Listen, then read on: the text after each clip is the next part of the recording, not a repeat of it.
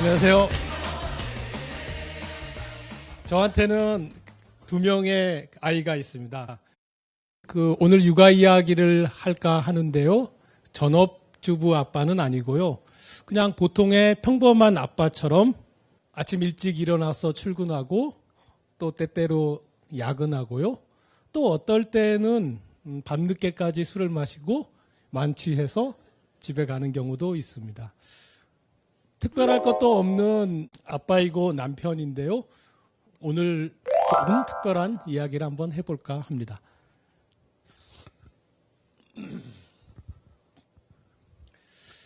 저희 두 아이는요, 저를 좀 많이 좋아해요. 느닷없이 아빠한테 와서는 아빠 너무 좋아 라고 말합니다.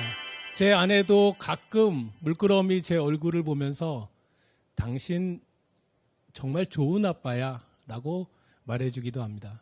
제가 원래 아이들을 좋아한다거나 또는 집에서 아이를 보거나 그 가사를 하는 걸 좋아하거나 뭐 그런 유형의 남자는 아니었어요. 남들처럼요. 제 아내는 외국인입니다. 국제 결혼을 한 거죠. 연애는 로망이지만 결혼은 현실이더군요. 어려웠습니다. 문화의 차이가 있었기 때문에 여러 가지 충돌이 있었고요. 무엇보다 제 아내는 자기가 기댈 수 있는 친정집이 없었습니다. 제가 제 아내의 친정 엄마 역할도 좀 해야 되고 제 아내의 오빠로, 제 아내의 친구로 그런 역할을 해야겠다.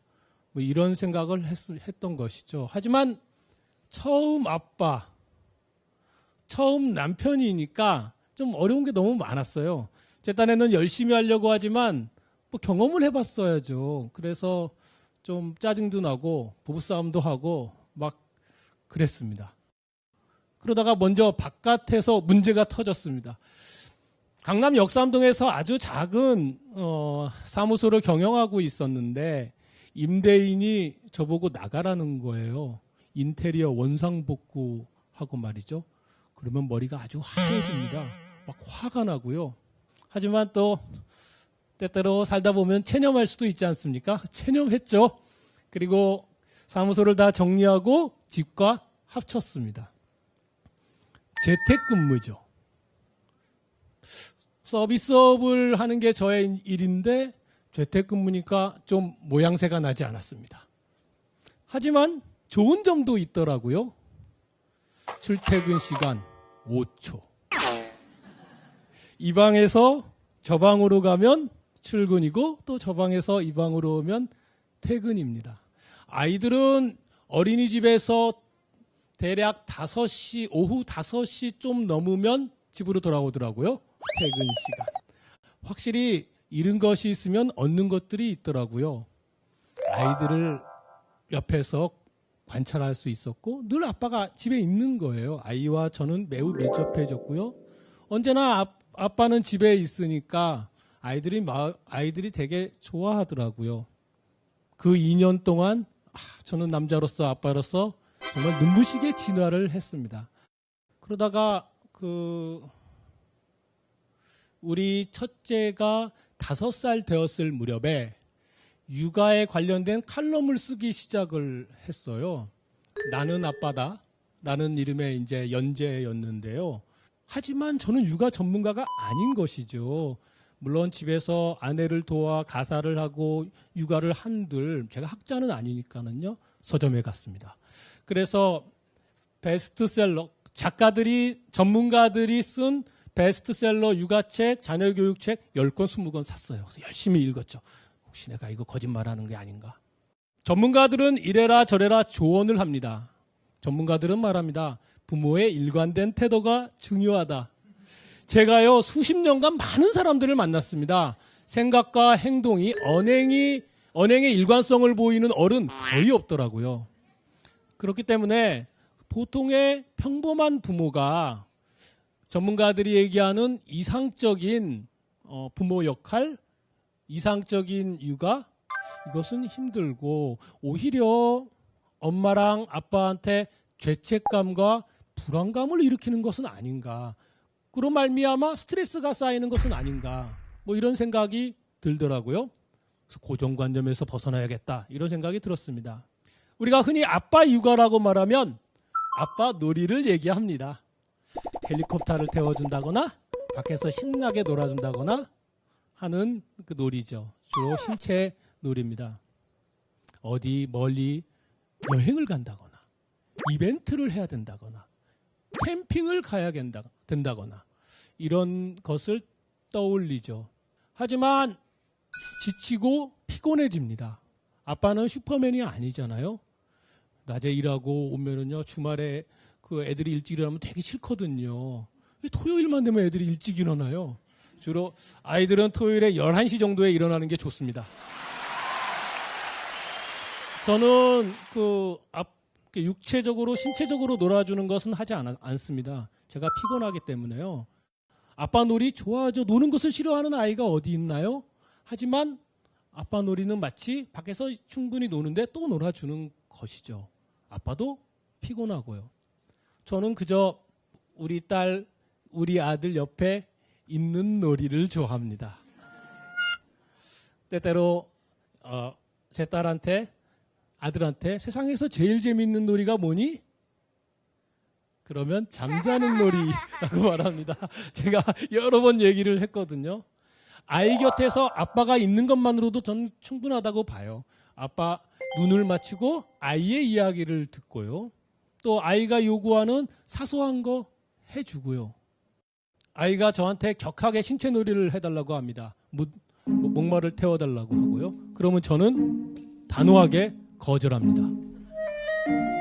아빠 몸이 좀 안 좋거든. 그러다가 아빠 죽어.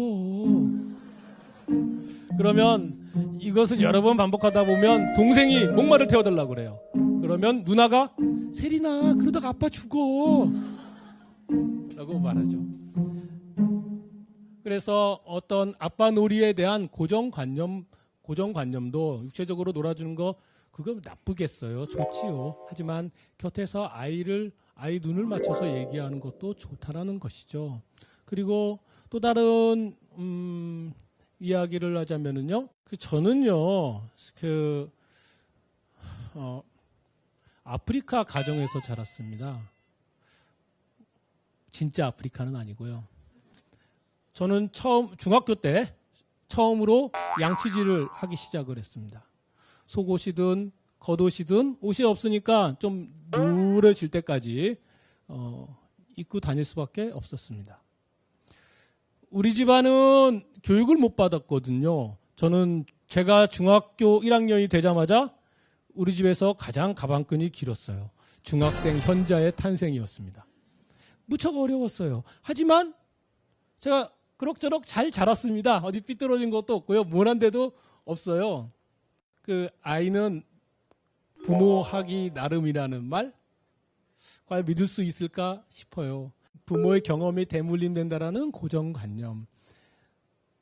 부모가 아이 인생을 결정할 수 있을 거라는 어떤 믿음. 이런 거로부터 좀 더 자유로우면 좋지 않겠느냐 생각하는 거죠. 아이를 키우다가 보면 부모가 아이 인생을 결정할 수 없다고 생각해요. 아이를 키우다가 마치 육아에 어떤 도를 깨친다는 느낌이 들 때가 있었어요. 4가지의 도, 뭐 이런 건데요. 도라고 말하니까 좀 부끄럽습니다. 4가지 키워드, 4가지 열쇠말 정도가 될 것 같아요. 다 이 4가지가 저녁과 밤에 관련돼요. 아침과 낮에는 저는 회사에서 일을 하고 있거든요. 아빠라고 해봤자 저녁과 밤이거든요. 첫 번째는 잠입니다. 저는 우리 아이들이 잠자려고 할 때, 또 잠을 자고 있을 때, 잠자다가 중간에 새벽에 잠시 깰 때, 아침에 일어날 때, 그때 아주 따뜻하고 단순하고 명료하게 애정을 표현합니다. 사실 애정 표현하는 때와 장소가 있잖아요. 뭔가 상대방이 열심히 일을 하고 있고 뭔가 몰입하고 있는데 난 당신을 사랑해요 라고 말하면 그거는 고백이 아니라 주책이잖아요. 누군가 막 일을 하고 있을 때는 뭔가 사랑 표현이 안 들어가는 거지 않습니까? 쉬고 있을 때 사랑 표현을 하죠. 아이들도 마찬가지입니다. 낮에 아이들한테 많은 애정 표현을 했다고 하더라도 그게 별 효과가 없을 수도 있는 거죠. 저는 낮에 아이들한테 짜증내기도 합니다. 폭발하기도 하죠. 하지만 항상 저녁과 밤 이 시간에는 아이들을 사랑하는 애정 표현을 하려고 노력합니다. 이를테면 뭐 이런 거죠. 아이가 화장실을 갈 때가 있어요. 특히 이제 기저귀에서 기저귀를 갈고 속옷을 입기 시작을 했을 때요. 그러면 같이 일어나요. 같이 이렇게 하나에 이렇게 눈을 감고 같이 일어납니다. 그리고 같이 화장실 가면서 아빠는 하나에 너무 사랑해요 라고 이야기하죠. 그러면 우리 딸도 네 이러면서 아빠와 딸이 완성됩니다. 아이들이 이제 완전히 아침에 기상을 했을 때는 아빠가 할 수 있는 최고의 애정 표현을 합니다. 아침 햇살처럼 꼭 안아주고 하나에 잘 잤어, 세린이 잘 잤니? 라고 일종의 문안을 합니다. 두 번째 키워드는, 두 번째 열쇠만은 판타지입니다. 불을 끄고 눈을 감고 그냥 재미난 이야기를 해주는 것입니다. 이게 아빠들한테, 세상의 모든 아빠들한테, 세상의 모든 엄마들한테 한번 권해보고 싶습니다. 아이들은 잠을 자야 되거든요. 제가 말한 판타지라고 하는 것은 잠을 재우는 방법인데요. 아이들은 잠자기 위해서, 일찍 자기 위해서 이 땅에 태어났습니다. 그러나 아이들은 이 사명감을 잘 몰라요. 의무를 다 하려고 하지 않습니다. 잠을 잘 안 자려고 해요. 애들이 자야 엄마도 아빠도 뭔가를 할 수 있지 않습니까? 안 자요. 여러 가지 방법을 썼습니다. 책을 읽어줬습니다. 부작용이 생기더군요. 역효과만 불러왔습니다. 책을 10권, 20권을 가지고 와서 읽어달라고 합니다.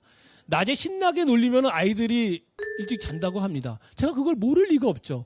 그런데 날마다 아이를 신나게 놀리는 거 되게 어렵거든요. 피곤한 일입니다. 이것도 안 돼요. 그러면 부모들은 다 감정이 있습니다. 감정이 폭발하죠. 큰 소리로 너 빨리 갇혀! 라고 이렇게 방으로 결국 참지 못하고 큰 소리로 방 안에 집어넣습니다. 조금 지나면 문이 싹 열리고 빼꼼 열립니다. 잠이 안 와. 또 이것을 계속해야 되는 것인데요. 그러다가 아주 재미있는 방법을 발견했던 거예요. 지나가는 말로 아이들한테 아빠가 재미난 이야기를 해줄게 라고 했던 거였어요.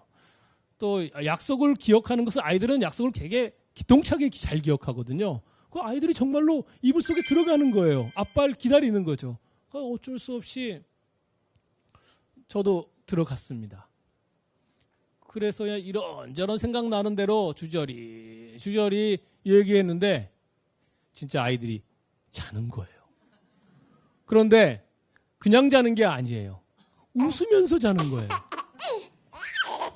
이거 봐라 해서 재밌게 저도 여러 번 했더만 그 이후부터 잠의 문제는 끝났습니다. 제가 한번 예를 들어보겠습니다.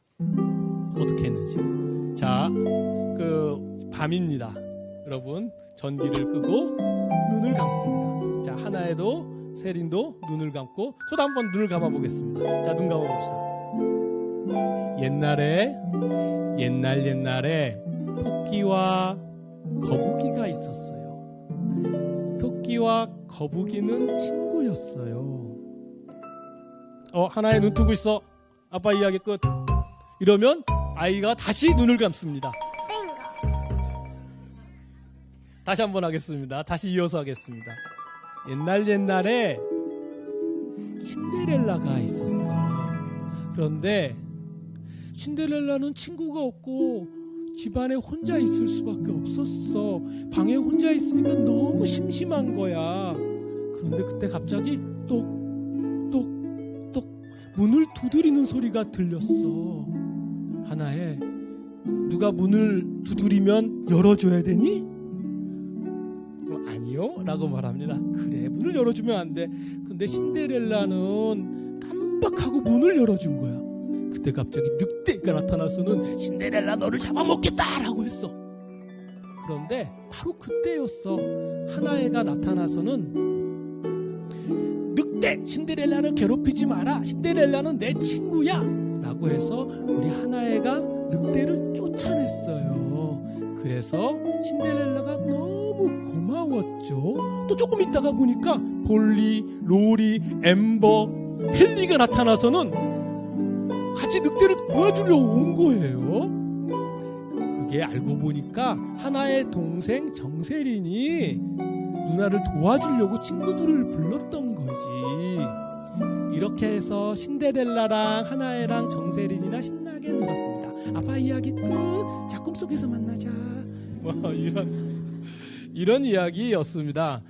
우리가 알고 있는 꼭 신데렐라가 아니어도 좋거든요. 여러 동화의 등장인물이나 주인공을 넣어도 괜찮습니다. 겨울왕국에 엘사 여왕님을 넣으면 더욱 좋지요. 100년 전, 200년, 1000년 전에도 아이들은 안 자려고 했었을 거예요. 그러면 또 그때 어머니, 아버니, 할머니들이 또 이런저런 이야기를 했겠죠. 말도 안 되는 이야기를요.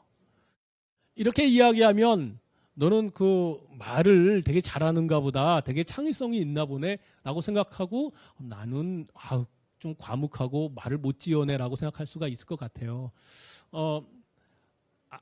이 아이들은요 논리적이지 않은 것 같아요.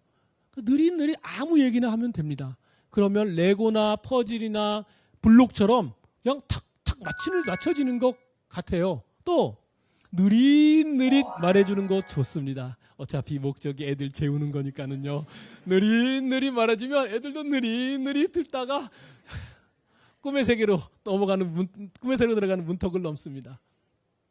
그리고 매일 다른 이야기를 해야 될까요? 아니에요. 아이들은 마음이 참 넓어요. 똑같은 얘기를 해줘도 됩니다. 똑같은 얘기를 해도 아이들을 들으면서 이제 아빠가 이런 얘기를 하는구나. 심지어는 아빠 오늘은 하나애가 할게 하면서 아빠 이야기를 또 하기도 합니다. 저의 세 번째 열쇠말은 꼴등 교육입니다. 경쟁. 아이들을 어린이집에 보내니까 유치원에 보내니 바로 경쟁, 비교, 순위를 알더라고요. 집에서는 아빠한테는 최고였거든요. 밖에 나가니까 최고가 아닌 거예요. 누가 뭘 잘하고 나는 이걸 못하고를 압니다. 그러나 경쟁과 비교는 어쩔 수 없는 것이죠. 그게 인생이니까는요. 부모가 그게 싫다고 해서 아이가 그거를 피할 수가 있는 건가요? 그래서 이런 것이죠. 경쟁과 비교에 의한 스트레스. 이것을 전염병으로 보는 것입니다. 전염병. 전염병이면 예방주사가 필요하잖아요. 예방주사를 놓습니다. 그 예방주사가 꼴등 교육인데요. 꼴등하자 애야. 이런 부모가 어디 있겠어요. 또 마찬가지로 밤에 이용을 합니다. 밤에 이제 애가 무방비 상태에 있을 때 하나애 아빠는 꼴등 하나애도 좋아하고 1등 하나애도 좋아해. 고마워요. 하나애는 꼴등 아빠도 좋아하고 1등 아빠도 좋아할 거지? 네. 이런 식으로 아빠가 언제나 항상 꼴등이어도 괜찮다라는 것을 이야기해 주는 것이죠. 안심하라고. 아빠는 여전히 너 곁에 있다고 하는 게 꼴등 교육입니다. 마지막 저의 네 번째 키워드는 엄마의 마실입니다. 밥마실입니다. 사실 아내는 가끔 프리랜서로 일하지만은 전업주부입니다. 이렇게 얘기할 수는 있을 것 같아요. 남편인 내가 낮에 정말 피곤하게 열심히 일하는 동안에 당신은 집에서 좀 청소 끄직끄직하면서 쉬었잖아. 이렇게 리모컨과 일체가 되고 싶은 아빠의 마음도 있겠죠. 하지만 피곤함이라는 것은 육체적 피곤함만 있는 것은 아니잖아요. 정신적인 피곤함도 있지요. 사실 직장에서 생활하다 보면 스트레스가 있다 하더라도 동료들이랑 막 이런저런 얘기하면서 수다를 떨면서 아니면 자기가 좋아하는 일을 하면서 스트레스를 푸는 거거든요.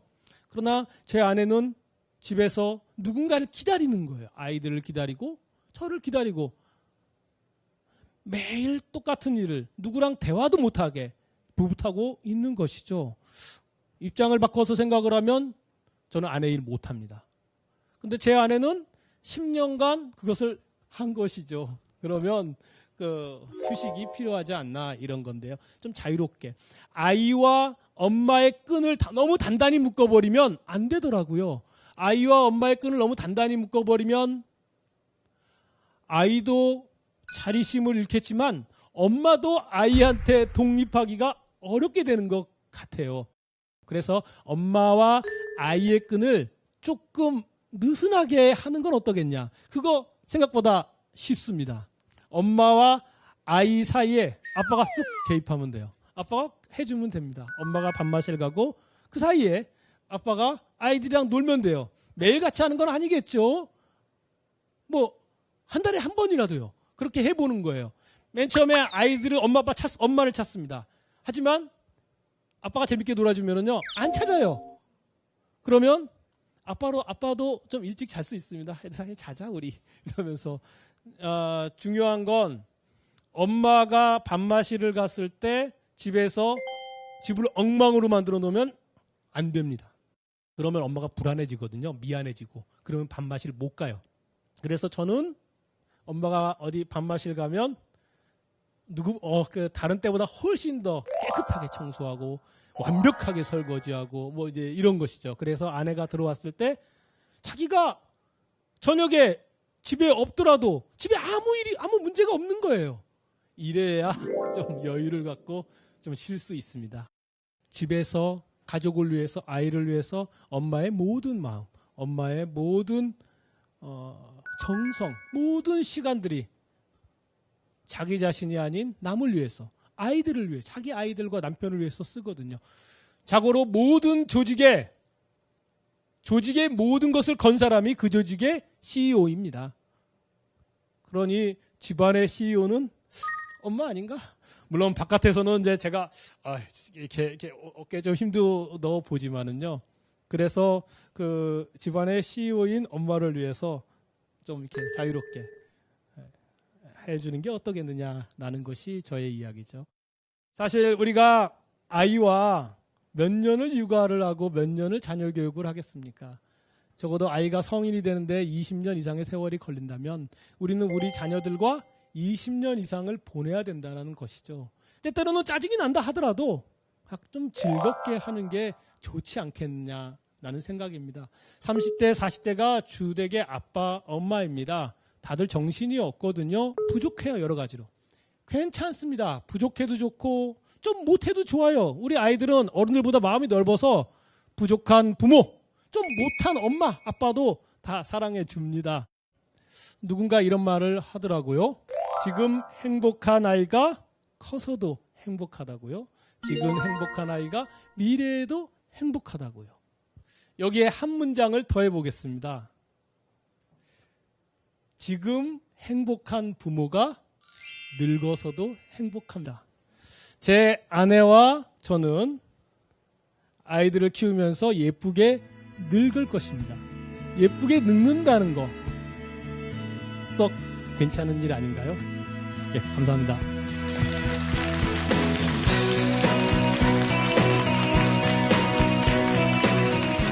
요새 신종어가 나왔잖아요. 할매맘, 그다음에 할빠. 보통 2살에서 3살이 넘어가면 애들이 노래를 배우기 시작해요. 머리, 어깨, 무릎, 발, 무릎, 발. 할머니들 머리, 어깨, 무릎, 이거 하잖아요. 만약에 내가 봐준다고 한다면 그때부터는 사랑으로 하지 마시고요. 사업으로 시작하십시오. 아가, 네가 아침에 7시에 맡기고 저녁 7시면 데려간다는 그 약속 꼭 지켜줄 거지? 나는 오로지 너만 믿을 뿐이다. 이게 잘 이루어지지 않는다면 우리의 관계는 끝이야. 당연히 애 키우다 보면 넘어지고 자빠지고 째지고 까지고 애가 뭘 삼킬 수도 있어요. 옛말에 이런 말이 있습니다. 믿지 못하겠으면 맡기지 말고 믿었으면 불평하지 말라.